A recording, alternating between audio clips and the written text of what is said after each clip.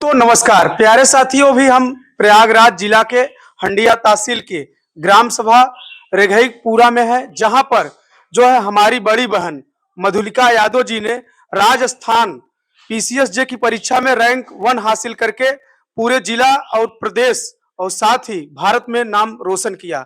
दीदी से जानते हैं कि इन्होंने तैयारी कैसे शुरू की। दीदी आप बताइए।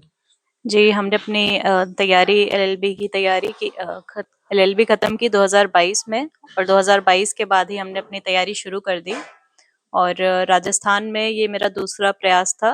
राजस्थान की तैयारी करना मैंने 2024 से शुरू किया और अपनी तैयारी के लिए मैंने पढ़ाई की।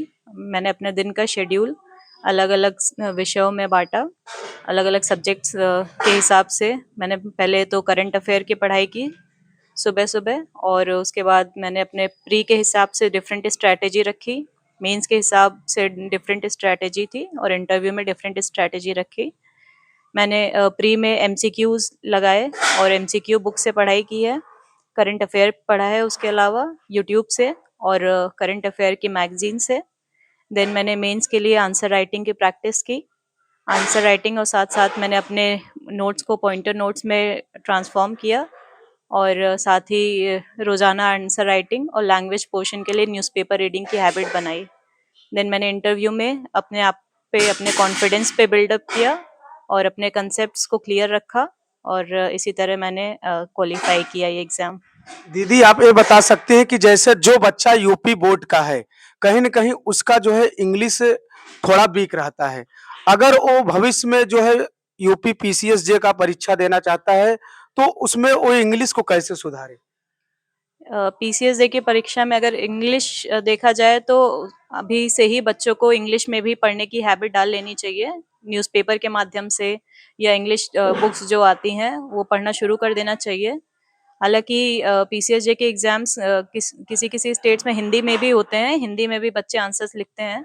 तो आप जिस भी लैंग्वेज में कंफर्टेबल हो, अगर हिंदी में आप कंफर्टेबल हो तो आप हिंदी में भी लिख सकते हैं। और पीसीएसजे की बात करें तो आपको इंग्लिश लर्निंग और रीडिंग और राइटिंग की हैबिट डाल लेनी चाहिए इनिशियल स्टेज से ही। तो ये आगे जब तक आप अपने एग्ज़ाम्स की तैयारी करेंगे, तब तक आपकी इंग्लिश बहुत बेटर हो चुकी होगी।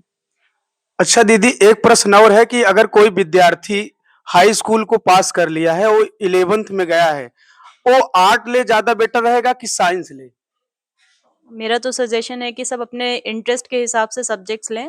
अगर वैसे तो पीसीएस एग्ज़ाम्स में या पीसीएसजे में भी आर्ट्स बेटर है, पर मैंने जो खुद मेरा पर्सनल था कि मैंने साइंस साइड से पढ़ाई की थी क्योंकि मेरा इंटरेस्ट था साइंस साइड में।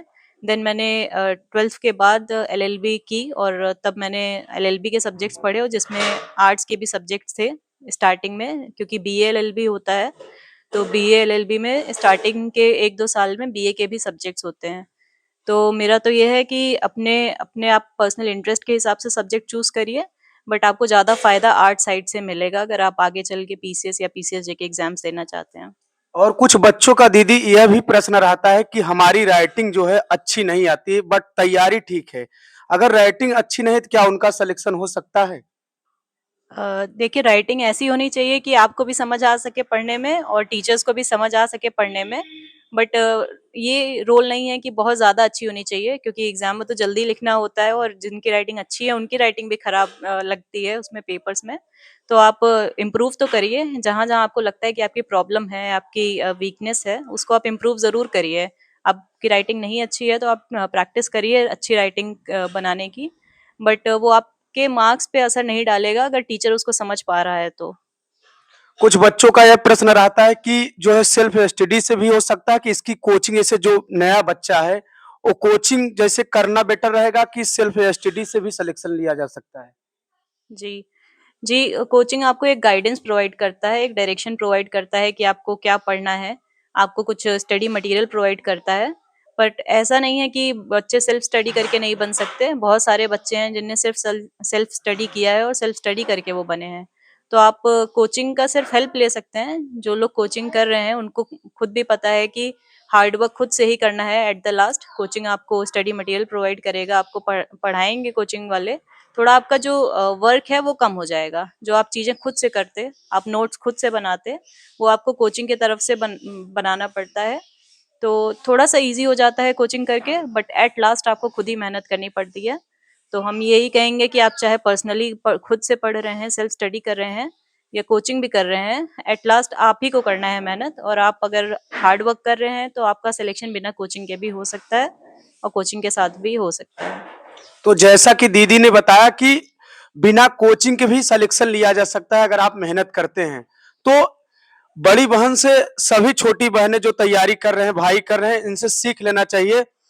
जब दीदी ने ऑल राजस्थान में 1 रैंक लाकर हमारे पूरे भारत में नाम रोशन किया, तो आप लोग भी कर सकते हैं। और दीदी से मिलकर हमको बहुत अच्छा लगा। हम इनका बार बार धन्यवाद और कॉन्ग्रेचुलेशन कहते हैं। नमस्कार।